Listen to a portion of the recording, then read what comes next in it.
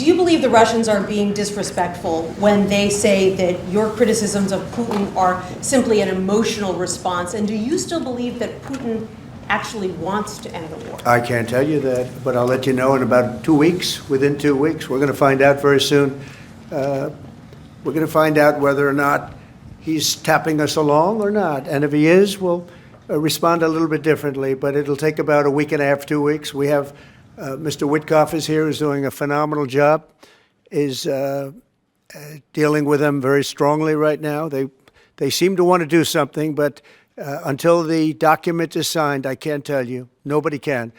I can say this. That I'm very disappointed at what happened a couple of nights now, where people were killed in the middle of what you would call a negotiation. I'm very disappointed by that. Very, very disappointed. Yeah, please. Mr. President, you said yesterday that Putin is playing with fire. What will be the consequences for Russia if Russia continues to Well, I'm not going to tell you exactly, but the words speak pretty loud.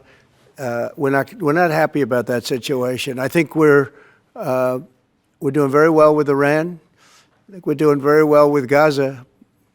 But we are doing very well with Iran, and I think we're going to see something very sensible, because there are only two outcomes. You know what the two outcomes is: a smart outcome and there's a violent outcome, and I don't think anybody wants to see the second. But I think we've made a lot of progress, and we'll see. You know, they still have to agree to the final stages of a document, but I think you could be very well surprised what happens there, and it'd be a great thing for them. They could have a great country into the future. Yeah. President, back on Iran, did you warn Prime Minister Netanyahu against taking some sort of actions that could disrupt the talks there in a phone call last week? Well, I'd like to be honest. Yes, I did. Next question, please.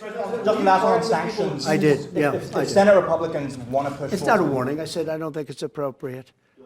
What exactly did you tell him? Did you I just said I don't think it's appropriate. We're having very good discussions with him, and I said I don't think it's appropriate right now, because if we can settle it with a very strong document, very strong, with inspections and no trust. I don't trust anybody. So no trust. I want it very strong, where we can go in with inspectors, we can take whatever we want, we can blow up whatever we want, but nobody getting killed. We can blow up a lab, but nobody's going to be in the lab, as opposed to everybody being in the lab and blowing it up, right? Two ways of doing it. Yeah, I told him this would be inappropriate to do right now, because we're very close to a solution. Now, that could change at any moment, could change with a phone call. But right now, I think they want to make a deal, and if we can make a deal, save a lot of lives. When do you think a deal could happen on Iran? On which? A deal with Iran could happen. When do you I don't know. I think over the next couple of weeks, if it happens. Yeah. What stopped you from imposing new sanctions on Russia? Only the fact that if I think I'm close to getting a deal, I don't want to screw it up by doing that. Let me tell you, I'm a lot tougher than the people you're talking about, but you have to know when to use that. If I think it's going to hurt a deal, this isn't my war. This is Biden's war, Zelensky's war, and Putin's war. This isn't Trump's war. I'm only here for one thing: to see if I can end it, to save